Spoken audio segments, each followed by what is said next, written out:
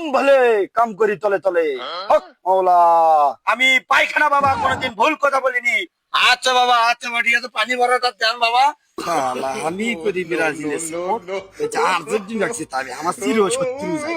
রে প্রশান্ত, 28 তারিখ যে আর্জেন্টিনার খেলা, যে তন্ত্র মন্ত্রের যে কাজ চলতেছে, খেলা তো ভয় লাগেছে। বাল মেসি পাইবে না কে যায়, খেলা হয় কিনা এটা নিয়ে খুব টেনশন। আমি খুব টেনশনের মধ্যে আছি রে তনলু। আরে দাদা কোথায় যাচ্ছে দাদা? দাদা মানে কোথায় যাই, খুব টেনশনের মধ্যে আছি রে বাবা। क्या दादा टेंशन क्या?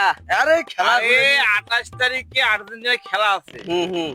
যে মাঠের মধ্যে যে তান্ত্রিকটা যে ফু দিচ্ছে, ওখানে আমরা খুব আতঙ্কিত আছি। কেন আর্জেন্টিনাকে জিতাইতেই হবে, ব্যাপারটা বুঝতে পারছি। আর্জেন্টিনাকে জিতাবেন?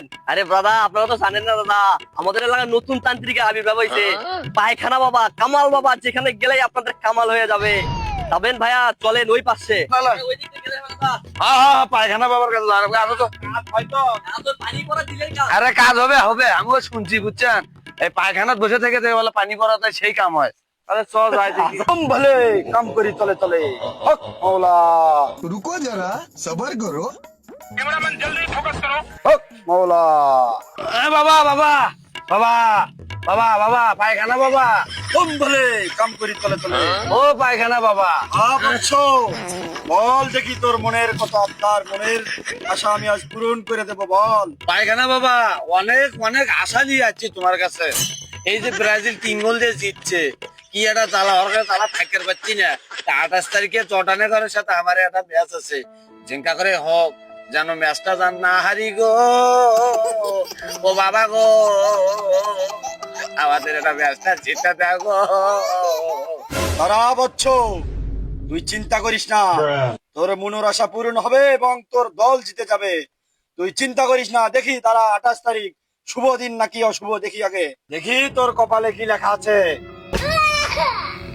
আমি সুনিশ্চিত জয় দেখতে পাচ্ছি আমি।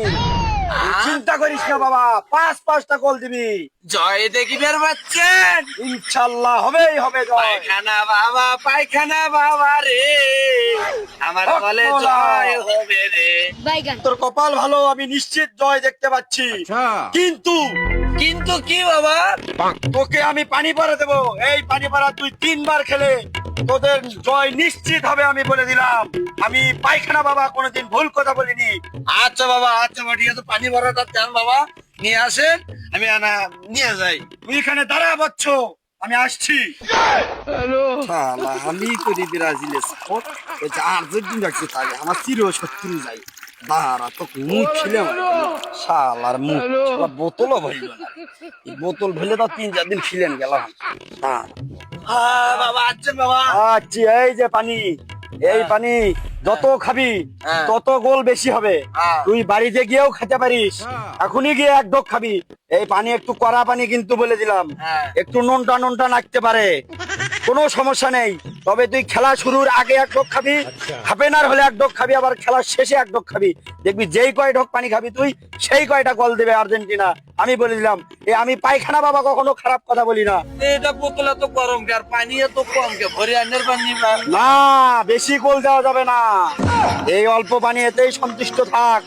ও, বেশি গোল দেওয়া যাবে না? না না, ও, আচ্ছা। যা বুম বলে কাম করি তলে তলে। বাবা যে নাম ডাক দেখলাম, তাতে তো মনে হয় কাম অবশ্যই হবে নাকি? তাহলে যেহেতু অল্পি আনা পানি নিয়ে যাচ্ছে, একটু বেশি খাওয়াও যাবি না।